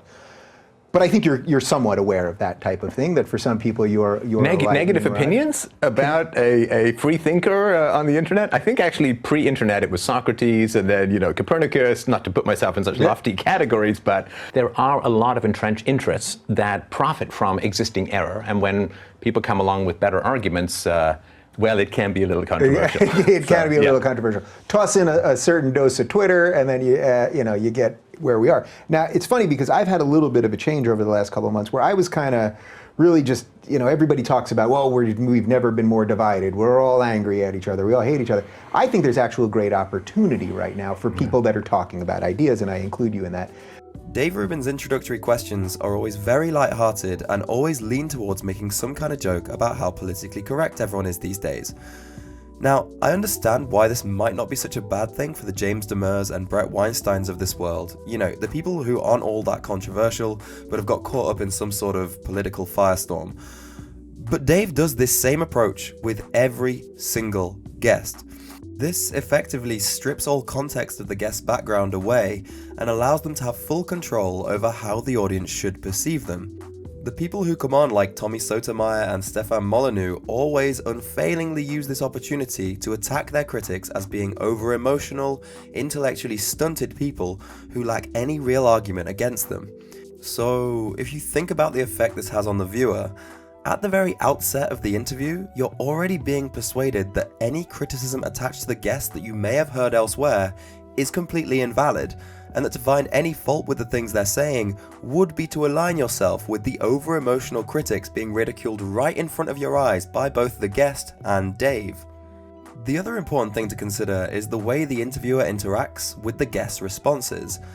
It's no secret that Dave Rubin has a very laissez-faire attitude, and there's a justification he always gives to explain why he feels he is effective as an interviewer. What would be the point of every week me bringing on somebody so that I can berate them or battle with them or whatever? If you let someone talk, usually you'll watch them put the noose around their neck and hang themselves.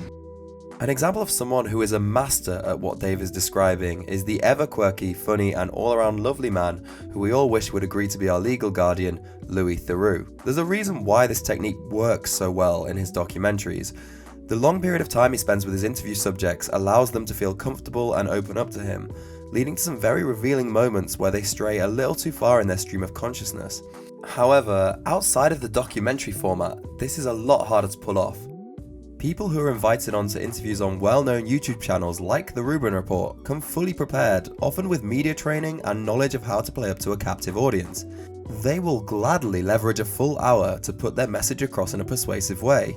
In the case of many of the guests who Dave interviews, this is pretty much what they're paid to do, day in, day out. So if your interview tactic is to give them rope and let them hang themselves, you have to be prepared to point it out to your audience when they slip up. I include all three branches of the Jewish family, the Mizrahim, the Sephardic Jews, and Ashkenazi Jews. No, they are not white. Their consciousness is in a way anti-assimilation to Gentiles. We recently celebrated Hanukkah this past December. And Were January, you part of that? Oh, well, no. You mean the Jews recently celebrated Hanukkah, yeah. Flagging up these little slip-ups doesn't have to be done in a way which derails what the guest is saying. It can be quite civil and polite. It simply draws the viewer's attention to things which might otherwise be lost in the noise. Throughout his interview with Spencer, Pacman's interactions with Spencer's views are actually very clinical and detached.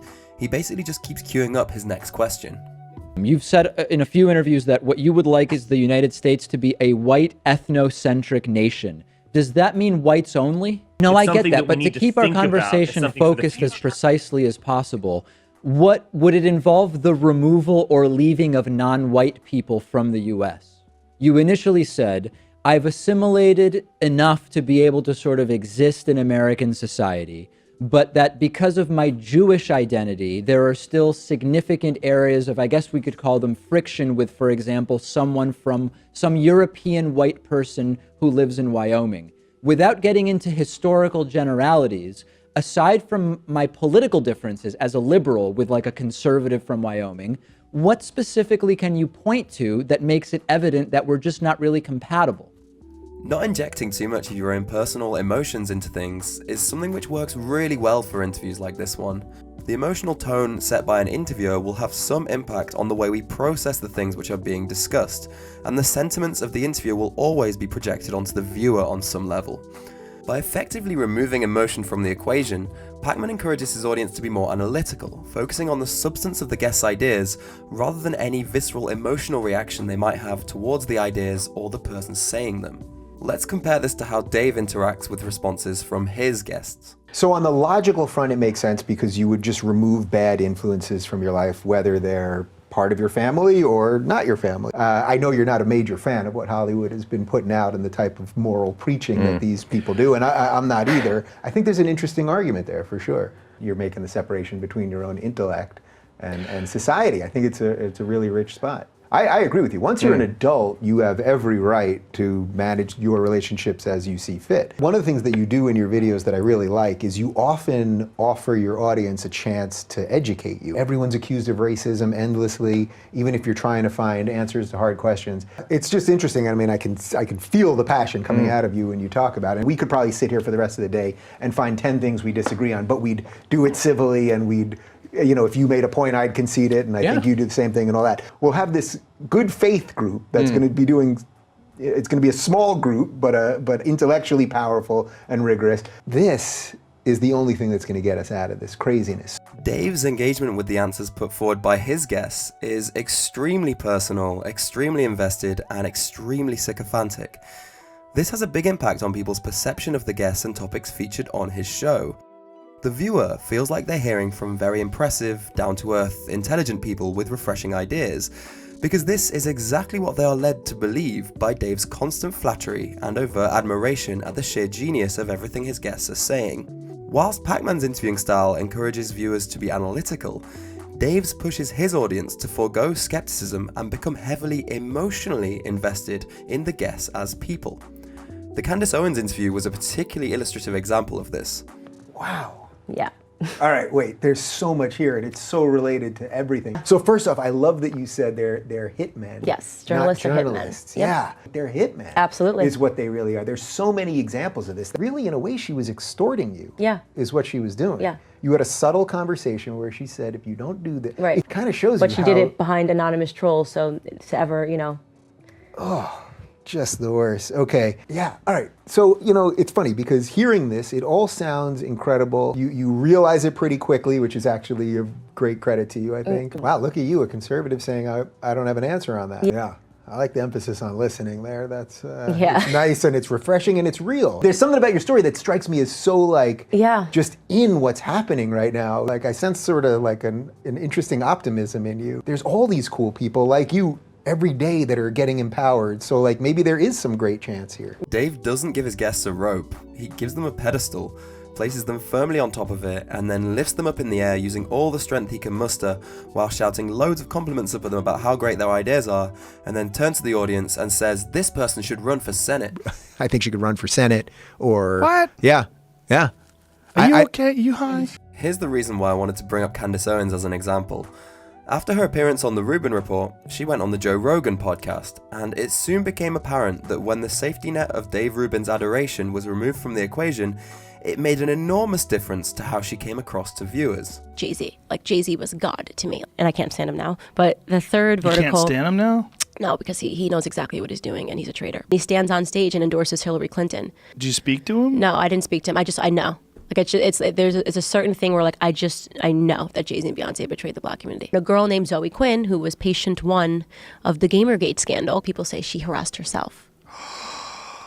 Okay. So you think that she did it? I know she did it. Like I've said this 1,000 times. Is it possible that you're wrong? No, it's not. It's implausible. No, is there ever been any proof at all that No. she's done what you think she did? Just a bunch of people saying the same thing that have nothing to do with one another in different situations. I stick by that. I'll never veer from that. Breitbart was the only publication that was like just telling the truth about what's happening. Like just saying like this girl jumped on Kickstarter. This like she's no leg in this race, not political, and like this is what she says happened. And why said, would this one interaction with one person that Right. may or may not be deceptive, why would that make you switch political affiliation? Well, like Trump came in and was like, no, like America, they're like the most, to me, in my opinion, the most likable, relatable first family like of my lifetime. Like, you know, I can't speak to anyone, but they're so. You didn't think that Obama and Michelle were likable or relatable? Oh my God. No? Oh my God. Are you like Obama? Like, you don't think he's a likable guy? He just, you know what's funny? I was at a dinner last night with people that came over from Cuba. And this woman said that when she first heard Obama speak, and she was you know, way older, she broke down crying because it reminded her of the first time she heard Fidel Castro speak. The one thing you always find with me is I'll never pretend to be so educated on something. Like I'm not going on college campuses talking about global warming. I don't do that. Right, but why are you saying that you don't think it exists? I don't know. Maybe because it got Here so. it is. Maybe Studies- because it got so politicized. Studies into scientific agreement on human-caused global warming. If somebody had asked me, like at a place where I'm Mm-hmm. influencing on a college campus, what's your opinion? I would say I have none. I bet you would say, I don't believe in it, like you just did. That is absolutely not. But you that's just not did true. it. There are so many instances where you could watch this. Just like, and you can ask Dave Rubin when he asks me a question. I say, One YouTube comment on this Joe Rogan interview reads, "First saw her on Rubin Report and she was much more likable, eloquent and open to having a conversation during that. Not sure what happened here. Now she fits the stereotypical narrow-minded conservative who jumps to conclusions and contradicts herself in almost every single argument." And this is very telling of just how misrepresentative the Rubin Report is when it comes to the framing of guests. We got exactly the same Candace Owens on the Joe Rogan show as the one we got on the Rubin Report. The difference in how she comes across occurs due to how differently the interviews are framed. One person is interviewing her, whereas the other one is aggressively trying to sell her to you as an intelligent thinker. And this is such an important point to bring up. The bad optics of the Rubin Report don't originate from Dave's willingness to engage with controversial figures. Pacman's interview with Richard Spencer demonstrates that engaging in itself doesn't lead to ideological associations being assumed between interviewer and interviewee. Dave's problem originates from the fact that everything in his interview approach, from the way he allows guests to gaslight their opponents, to his omission of things which reflect badly on them, to his obsequious flattery of anything and everything they say, seems to be perfectly engineered to give the viewer a misrepresentative view of who the guest actually is. And now it's time for me to share with you my controversial idea about the Rubin Report. I don't actually believe that the skewed representation of guests happens as a result of poor preparation or sloppy interviewing or lapses in judgment. It happens because it's important to Dave that the guests look like better people than they are. For the final section of this video, I'm going to be explaining why I believe this to be the case and what might motivate Dave to take this approach. Oh my God.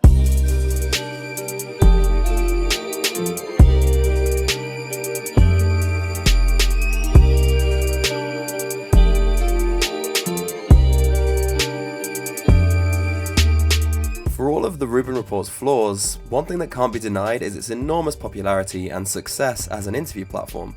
There are several YouTube channels who've done really well out of making skeptic content in the era of Trump, but few of them have had the meteoric rise to prominence that Dave Rubin has. He's gone from being a run-of-the-mill comedy panel host averaging 10,000 views a video, to having one of the most talked about shows on the internet, getting millions of views regularly in the space of just a few years. If Dave is a bad interviewer, and the interviews are rife with misinformation, and the platform even fails at its main aim of exploring people's ideas, then how do you account for its massive fan base? Why does it resonate so much with people? First of all, let's get Dave's perspective on this. I'm just doing what I think is right. I don't think I'm a freaking rocket scientist. I don't think I'm some massive intellectual. I'm just doing what I think is right on this planet while I'm here. That's it. This is not rocket science. Anything we did for the last hour and a half, which I fully enjoyed, it's not rocket science. It's called being a decent human being. So yeah, one potential explanation is Dave's inherent decency as a human being. Let's explore an alternative hypothesis. In order to account for the success of the Rubin Report, you have to think about what makes it unique. What does it do differently as an interview platform? And there's a few things that you can point to. One factor is the symbiotic relationship that exists between Dave Rubin and the provocative guests he invites on. Dave is pleasant, well-presented and mild-mannered, a nice milquetoast guy, but not all that memorable. An excellent counterweight to him as an interview host is offered through the guests he invites on, who are dogmatic, brazen and outspoken, and the resulting fusion is a show where your mum and dad can be safely exposed to some of the most reactionary discourse imaginable while still feeling the comfort of a warm, familiar daytime TV studio glow. Dave Rubin, the everyman, normalizes the expression of controversial viewpoints. That gives the show a one-of-a-kind appeal. However, there's something else which I feel is even more important. There's one thing which Dave Rubin is absolutely phenomenal at, and he does it far better than anyone else I've ever come across in any form of media, and that is selling a feeling. Whilst you're watching the Rubbin Report, you are constantly being sold on two very strong feelings. The first one is fear, an intense feeling of anxiety that authoritarians are coming for you, and they're going to take everything you've got. These people are simply not going to stop. This regressive movement will come for all of us one day. I suspect that it's coming for private citizens for Wrong Think Next. We can no longer give these hysterical people an inch because they won't stop taking until we've all silenced ourselves. So many of you who dare think differently were silenced by false cries of racism and bigotry. We're all on the same side because the only real enemy is the authoritarians who want to control us so that they can have us silenced. Make no mistake, there is a thinquisition going on here, and it can come for anyone at any time. If you ally yourself with people who value the movement, in this case a political movement, over you as an individual, then eventually it is inevitable that they will come for you. Those who are a part of this thinquisition fear you thinking for yourself. Dave makes really effective use of this hard-hitting, emotive language. They're coming for you, they can't be reasoned with, they're going to strip away everything you've got. Along with a feeling of intensity, he also creates a sense of scale. The mainstream media are pushing this ideology, the Democratic Party are doing it, college campuses are indoctrinating teenagers into it, tech companies are being overtaken by it. Dave paints a truly harrowing picture of a problem which is not only a direct threat to you, but also one which is vast and endemic, way too big for you to solve. And then, suddenly, miraculously, the storm clouds clear, a ray of sunlight beams down on you, and Gandalf rides over the hill at the Battle of Helm's Deep as Dave Rubin, a brave classical liberal, sells you another emotion. Hope. There is hope for us, and we can win this battle against the authoritarian left. We're going to do it by watching Dave Rubin's talk show on YouTube. We absolutely hit our stride by calling out regressive bullshit, and by addressing the regressives, the tide is actually turning. But I do see a pushback against it now. People are not afraid anymore. Many of you see this and agree with it, which is not only why our interviews did so well, but why so many of you put your money where your mouth is. This isn't about money though, it's about taking back the narrative from people who use buzzwords and outrage to silence the rest of us.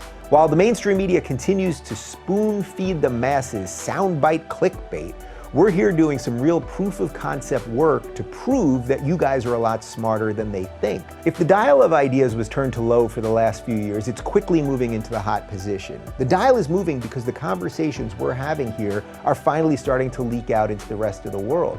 Dave uses this romantic, poetic language to create an uplifting and triumphant mood when talking about the effect his show is having on the world.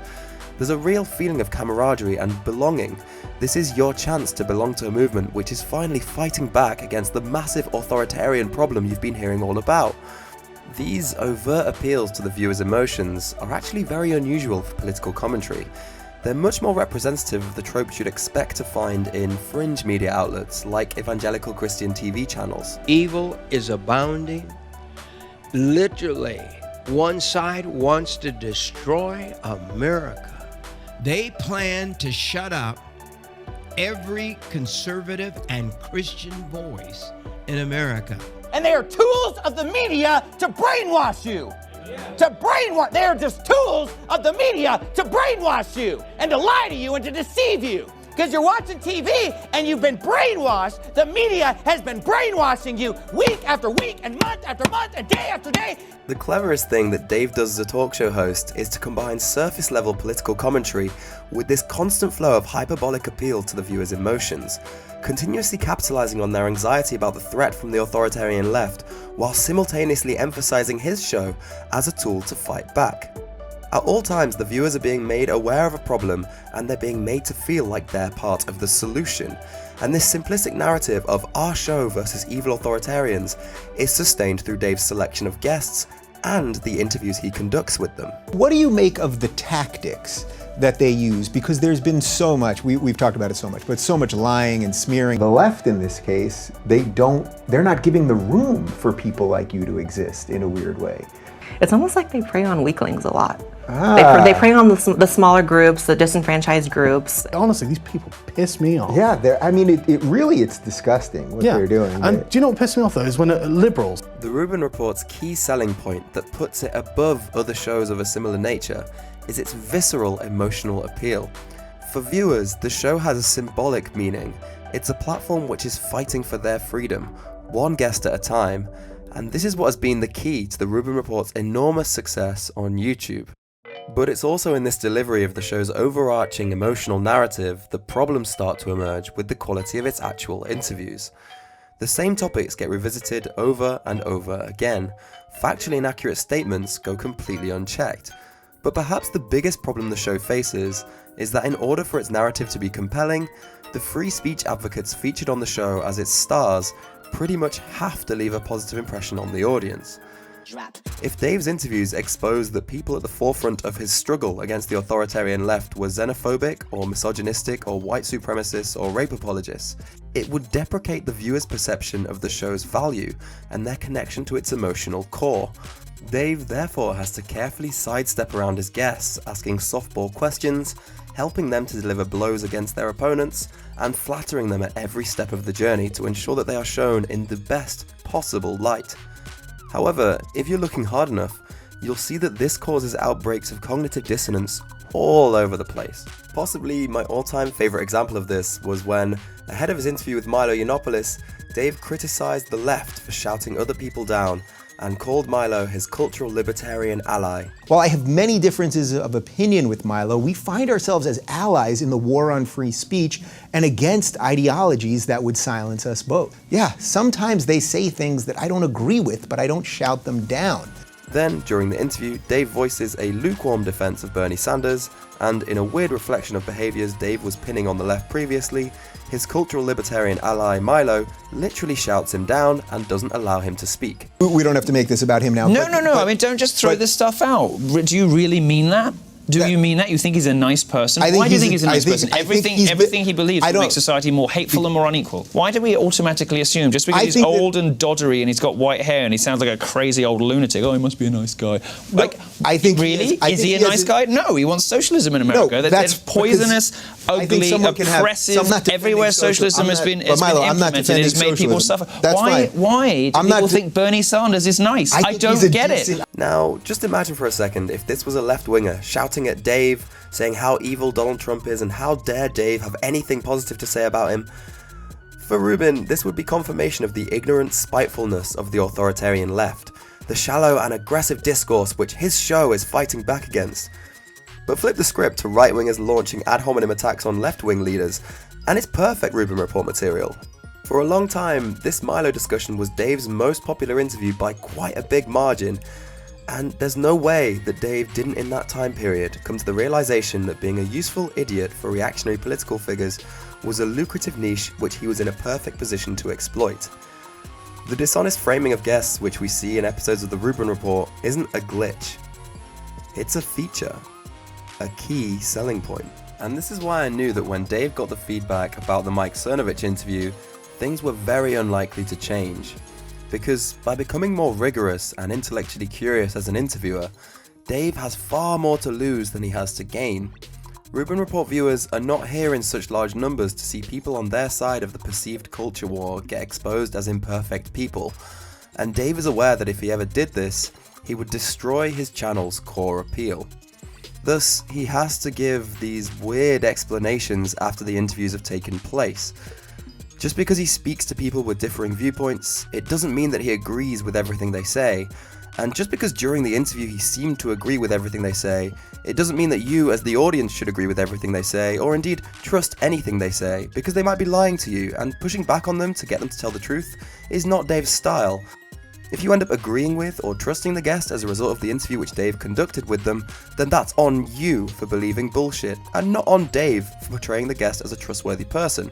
If Dave had known the backgrounds of the guests before interviewing them, then of course he would have asked questions about their controversial past statements. But he didn't know about those controversial past statements, so it's unfair to expect him to ask those questions. And he only invites guests on his show who he considers to be intellectually honest. But just because they're intellectually honest, it doesn't mean that they won't go on to do something incredibly dishonest and unhinged after Dave has interviewed them, like spreading a conspiracy theory that leads to someone shooting up a pizza restaurant. And if they do, Dave can't be held responsible for that because it happened after the interview, and Dave didn't agree with everything they said in the interview anyway, even if it totally looked like he did. And round we go, with Dave taking his viewers on a roller coaster of thematically stunted, incredibly misleading, high money earning conversations that make up the entirety of his content as a YouTube personality, forever refusing to take any responsibility for the adverse effects of his highly deceptive approach to interviewing. Discussing controversial topics is all well and good, but it's worth very little if you don't combine it with debate and challenging questions to put the guests on the spot and get to the root of their ideologies. That would take actual courage, intellectual curiosity, and rigor, and it's definitely not an easy thing to do. You know, it might mean that your guests refuse to do your show again. It might mean that they stop inviting you along to do talks alongside them on stage, and it might mean that all those invitations you're getting to speak for right-wing groups conveniently dry up. But maybe that's what would need to happen in order for you to deliver the honest, worthwhile exchange of ideas, which you keep telling us that your show is all about.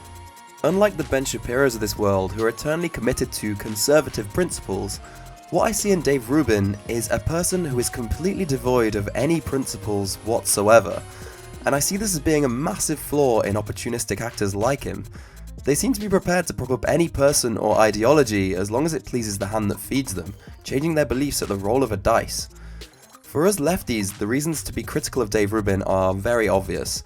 But I think the reasons are perhaps stronger if you're on the opposite side of the aisle. Right-wingers feel the pinch of accusations of bigotry far more than those on the left. There's a much greater chance of people on the right being accused of racism for their rejection of identity politics and their belief in cold hard capitalism and the like, even if they're completely reasonable people and not bigoted in any sense of the word. Dave Rubin isn't doing that reasonable group of people on the right any favours. For no purpose other than the growth of a YouTube channel, Dave Rubin has united the Holocaust deniers and white supremacists of this world with everyday conservatives, manipulatively obscuring the flaws of the unsavory characters to elevate them to the same level as the moderates. While sensible people who've been conservatives for years do everything in their power to keep bigotry and racism outside of their political wheelhouse, Dave Rubin then bursts through the door after a quick conversion to libertarianism and pulls the bigots and racists right back in and lets them know that they are welcome. If you fall on the right side of the political spectrum and you're tired of people bundling you in with these groups of people, what Dave does on YouTube week in, week out should be a massive concern to you. As to the question of whether or not Dave Rubin is himself a xenophobe, rape apologist, misogynist, or white supremacist, of course, the answer is no. He's none of those things. But whilst there is money to be made out of being a PR spin doctor for the most hateful people on the internet, Dave is more than happy to do it as long as it benefits his own career and status. And the biggest indictment of our current political discourse is just how successful he's been in this enterprise, whilst having absolutely nothing to offer as a political commentator.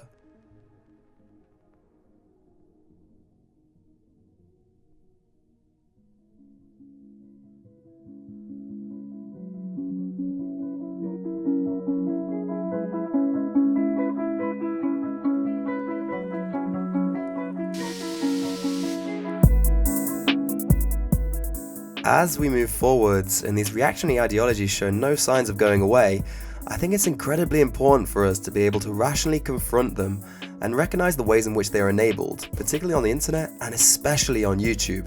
Playing on people's fears, misframing narratives, and glorifying bad actors all seem to be very common tropes amongst this new wave of reactionary ideologues. And something which I think we're all still grappling with is the relatively new phenomenon of the Dave Rubins. Profiteers driven not by bigotry but by a desire for fame and relevancy, who will use the firebrand of extremism to entice viewers, but find clever ways of affording themselves some plausible deniability. There are some who might wonder why I put so much time into making a 3-part series about one extremely average talk show host. The reason is that Dave Rubin is not just one average talk show host. He's the standard bearer at the vanguard of this new form of pseudo-liberalism on YouTube, which greedily commodifies extremism but gets offended and throws a tantrum whenever it suffers any social consequences for doing so. Dave knows exactly where the line between intellectual inquiry and bigotry is, and he knows that he has a lot to gain by blurring that line. If watching him glorify these hateful people makes you feel uncomfortable, that doesn't make you an SJW or a far leftist or a snowflake. It makes you a decent person who knows bullshit when they see it. And for every one of you, there is a lonely, isolated and impressionable person watching Dave Rubin's interviews, not picking up on the red flags, and wandering over to Stefan Molyneux' YouTube channel to dive into the proper white supremacist stuff. By pointing out the dishonesty of Dave Rubin, the gatekeeper, the profiteer, and the apologist-in-chief for these ideologies, my hope is that we might catch some people before they get to that point of no return.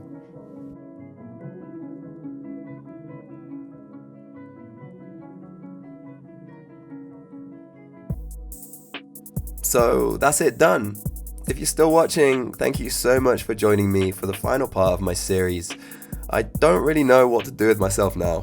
When I started this thing, my intention was just to make the Rubin trilogy and then bounce. But I've really enjoyed making vids, so I think it's pretty much inevitable that I'll be making more of them at this point. A special thank you to everyone who's subbed to my channel and egged me on. Of course, I've got a spicy acapella to play you all out as usual. This time it's Gucci and Migos thrown over the top of this Sufjan Stevens guitar thing. I'll catch you next time, my dudes. Bye. You get the bag and fumble it, I get the bag and flip it and tumble it. Straight off the lot, 300 cash, and the car came with a blood in it. Lil' mama a thot, and she got ass, and she gon' fuck up a bag. Pull up to the spot, living too fast, dropping the dump in the stash. In Italy, got two foreign hoes, they deal me. Draw at the top, when it's cold, but you feel the heat. Be real with me, keep it 100, just be real with me. Eat it up like it's a feast, they say the dope on fleek. Percocet pill on me, I saw my nigga, baby, chill with me. Them niggas that bust in the back don't say nothing, them niggas a kill for me. Back as I count on my sleep on fleek, and I can't spend on that batty for me. Bitch, I'm a dog in my tree, hop out the frog and leave. I put them bricks in the fender, my bitch, she walk around like she Chris Jenner. I used to break in the Emma, and take out running like the game of Temple. It's simple, I play with a mantle, mama said she saw me on Jimmy Kimmel. Canada, cause I'm a money symbol, walking with the rats, I'm looking crippled. Fuck on that bitch, then I temple. A nickel for me to take pictures. Not from LA, but I cripple. Double my cup or a triple. Boss on my body, no biblical. I'm not your average or typical. Look at my wrist and it's critical. Hold it up, dropping the temperature. I get that bag on the regular. I got a bag on my cellular. Back in the bag of the vegetables. Back of the cookies, it's medical. Cocaine, codeine, etc. Cocaine and lean is federal. I take up landing on Nebula. As a natural niggas on my schedule. Take out.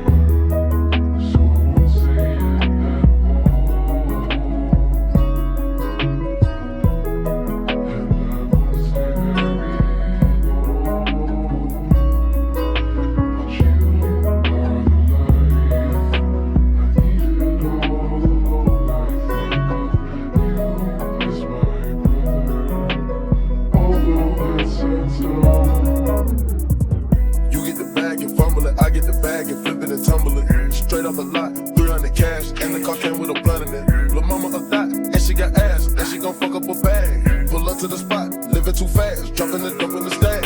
In Italy, got two foreign hoes, they deal me. Draw at the top, when it's cold, but you feel the heat. Be real with me, keep it 100, just be real with me. Eat it up like it's a feast, they say the dope gon' flee. I know these niggas get sick of me, the chest on my neck, cause I'm meal a piece. I don't even like to freestyle for free, I put in the key and I ride the beat. Come out the house for free. I pay a nigga to drive for me. Jay-Z couldn't even go sign for me. I do what I want cause I'm signed to me. I get the bag. They get the bag, have to cut it in half. Stop the comparing, y'all making me laugh. Need to rehab, I'm addicted to cash. Convertible